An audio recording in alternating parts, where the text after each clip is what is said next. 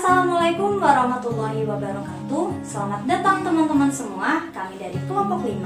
Kami akan berbagi mengenai salah satu materi dari sosiologi, yaitu stratifikasi sosial.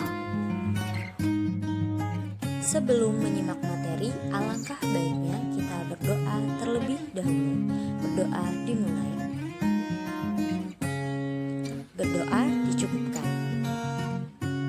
Tujuan dari pembelajaran materi stratifikasi sosial ialah peserta didik dapat mengidentifikasi keberadaan stratifikasi sosial dalam kehidupan sehari-hari dan mengerti dampak serta pengaruh dari stratifikasi sosial yang ada di dalam masyarakat. Pada bab stratifikasi sosial ini, kita akan mengkaji mengenai hakikat, teori, sejarah, dasar atau sebab, proses, dan juga dampak dari stratifikasi sosial. Pada realitanya, masyarakat kita kadang memiliki kedudukan yang tidak setara pada hal-hal tertentu. Kenapa hal tersebut bisa terjadi? Hal tersebut terjadi karena masyarakat memiliki kecenderungan untuk memberikan penghargaan pada hal-hal yang mereka anggap lebih berharga dibandingkan dengan hal lainnya. Contohnya saja di bidang kekayaan, jabatan, pendidikan, kasta, usia, dan lain sebagainya. Penghargaan-penghargaan yang diberikan oleh masyarakat tersebut menunjukkan bahwa adanya pembedaan posisi seseorang atau kelompok ke dalam kedudukan yang berbeda. Di dalam sosiologi, fenomena tersebut disebut dengan stratifikasi sosial. Stratifikasi sosial berasal dari akar kata stratum, yang artinya strata atau lapisan. Menurut ahli sosiologi yaitu Pitirim Al-Sorokin, stratifikasi sosial ialah perbedaan penduduk atau masyarakat ke dalam kelas-kelas secara bertingkat atau hierarkis diwujudkan dalam kelas-kelas tinggi dan juga kelas-kelas rendah. Ciri dari pelapisan sosial sendiri ditandai dengan adanya perbedaan pada pembagian hak dan kewajiban, tanggung jawab, nilai-nilai sosial, dan juga pengaruhnya bagi anggota masyarakat sesuai dengan kelas di mana mereka berada. Selanjutnya, kita akan membahas mengenai sejarah stratifikasi sosial. Stratifikasi sosial lahir dari ketidaksetaraan sosial. Bentuk awal dari stratifikasi sosial ini adalah diferensiasi sosial. Misalnya, di masyarakat, laki-laki dan perempuan diperlakukan tidak setara. Jika ketidaksetaraan sosial itu memanifestasikan diri menjadi sebuah hierarki di masyarakat, maka itu disebut sebagai stratifikasi sosial. Pada zaman dahulu, filsuf dari Yunani yang bernama Aristoteles mengungkapkan bahwa di dalam negara, masyarakat zaman dahulu sudah terdapat 3 unsur pelapisan.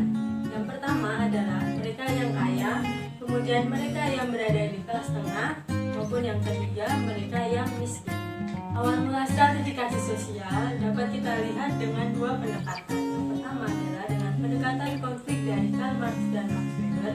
Kemudian yang kedua adalah pendekatan fungsional dari Alcott Parsons dan David Stewart. Menurut pendekatan konflik, masyarakat itu dibagi menjadi 2 kelompok sosial utama. Yang pertama adalah kelas penguasa dan yang kedua adalah kelas subjek. Pembagian kelas utama adalah antara mereka yang memiliki kekuatan produksi dan mereka yang tidak. Dalam pendekatan konflik ini, masyarakat kapitalis dibagi menjadi 4 kelompok. Yang pertama adalah kelas atas pemilik modal, yang kedua pekerja keras putih dan sedikit modal, kemudian yang ketiga adalah segelintir kaum burjuis, dan yang terakhir adalah mayoritas kelas kerja menengah. Menurut pendekatan fungsionalis, sistem stratifikasi sosial berasal dari nilai-nilai umum dari adanya kesepakatan sosial bahwa kinerja individu akan dievaluasi dan ditempatkan dalam beberapa bentuk urutan peringkat. Semua sistem sosial memiliki kesamaan prasyarat fungsional tertentu yang harus dipenuhi agar sistem bertahan dan beroperasi secara efisien. Salah satu prasyarat tersebut adalah alokasi dan kinerja teratur. Selanjutnya, kita akan membahas mengenai dasar atau sebab terjadinya stratifikasi sosial. Setiap masyarakat mempunyai sesuatu yang dihargai, misalnya kekayaan, kehormatan, kekuasaan, profesi, dan lain sebagainya. Selama manusia membeda-bedakan penghargaan tersebut, maka akan menimbulkan sebuah pelapisan di masyarakat. Dasar stratifikasi yang pertama adalah ukuran kekayaan. Seseorang yang kekayaan paling banyak, mereka akan berada di lapisan sosial yang teratas. Contohnya, dalam piramida tersebut, golongan atas diduduki oleh orang-orang kaya, pengusaha, dan para penguasa.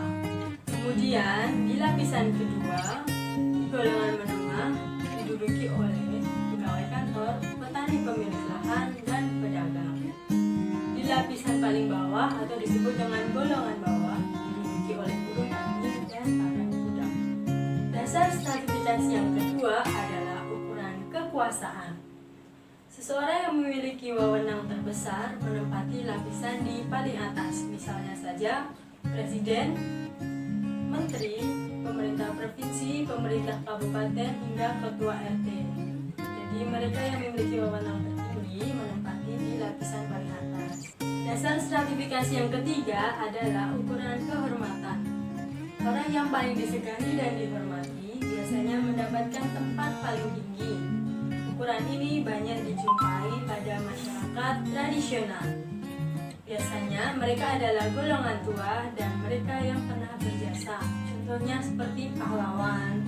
Mereka menempati lapisan sosial yang atas. Selanjutnya, dasar stratifikasi yang keempat adalah ukuran ilmu pengetahuan. Dasar stratifikasi yang keempat adalah ukuran ilmu pengetahuan. Mereka yang memiliki derajat pendidikan yang tinggi menempati posisi di atas. Misalnya pada piramida tersebut, orang yang bergelar S3 menempati posisi pertama. Kemudian orang yang memiliki gelar S2 menempati posisi yang kedua. Kemudian dilanjutkan dengan S1, SMA, SMP, dan SD menempati paling bawah. Materi yang selanjutnya yaitu mengenai proses terjadinya stratifikasi sosial. Jadi, terdapat dua proses pembentukan stratifikasi sosial. Yang pertama yaitu terjadi secara otomatis. Yang kedua yaitu terjadi karena disengaja. Yang pertama, proses stratifikasi secara otomatis. Proses stratifikasi secara otomatis terjadi karena faktor keturunan dan faktor yang tidak disengaja. Hal tersebut terjadi karena proses pertumbuhan yang ada di dalam masyarakat itu sendiri. Yang kedua yaitu proses stratifikasi yang dibentuk atas kesengajaan atau disengaja. Hal tersebut terjadi karena adanya persamaan tujuan di dalam masyarakat, dan hal tersebut terjadi karena adanya perbedaan pandangan, adanya perbedaan kepandaian, adanya perbedaan harta, adanya perbedaan umur, serta jenis kelamin yang ada di dalam suatu masyarakat. Hal tersebut menimbulkan wewenang dan kekuasaan yang terbentuk di dalam suatu masyarakat, dan terbentuklah stratifikasi sosial yang disengaja. Dalam proses stratifikasi yang disengaja, terdapat suatu pembagian kekuasaan dan wewenang dalam suatu organisasi formal seperti perusahaan, partai politik, pemerintahan, dan angkatan bersenjata. Materi yang selanjutnya yaitu mengenai dampak stratifikasi sosial. Dalam stratifikasi sosial terdapat dua dampak, yaitu dampak positif dan dampak negatif. Dalam dampak positif, mendorong seseorang untuk mengejar ketertinggalan dan melakukan mobilitas sosial ke dalam kelas yang lebih baik. Selanjutnya, yaitu dampak positif yang kedua, yaitu perubahan sosial menuju ke arah yang lebih baik dan lebih cepat. Materi yang kedua yaitu mengenai dampak negatif stratifikasi sosial. Pada kesempatan hari ini, saya akan menjelaskan 3 dampak negatif dari stratifikasi sosial.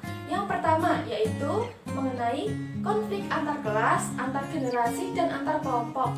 Yang kedua yaitu mengenai eksklusivitas. Yang ketiga yaitu etnosentrisme. Konflik antar kelas, konflik antar generasi, serta konflik antar kelompok disebabkan oleh perbedaan struktur atau strata yang ada di dalam masyarakat, sehingga menimbulkan bentrokan kepentingan antara satu strata dan strata yang lain. Dampak yang kedua yaitu mengenai eksklusivitas. Eksklusivitas merupakan suatu perasaan yang menganggap bahwa dirinya istimewa dan akhirnya menimbulkan suatu kesenjangan antara satu kelompok dan kelompok yang lain. Dampak negatif yang ketiga yaitu mengenai etnosentrisme. Etnosentrisme yaitu suatu paham yang menganggap kelompok atau kelompok kita itu menjadi kelompok yang lebih baik daripada kelompok lain. Sehingga dalam hal ini akan timbul suatu rasa membandingkan diri sendiri dengan kelompok lain dan menimbulkan suatu kesenjangan antara satu kelompok dan kelompok lain. Kesimpulannya adalah proses stratifikasi sosial terjadi melalui interaksi yang kemudian membentuk menjadi sebuah kelompok. Dalam sebuah stratifikasi tersusun lapisan-lapisan yang memiliki unsur-unsur status dan peranan. Stratifikasi sosial memiliki dua macam sifat, yakni stratifikasi sosial yang terbuka dan stratifikasi sosial tertutup. Sekian video pembelajaran pada kali ini. Semoga video kami bermanfaat. Sampai jumpa di lain kesempatan. Thank you.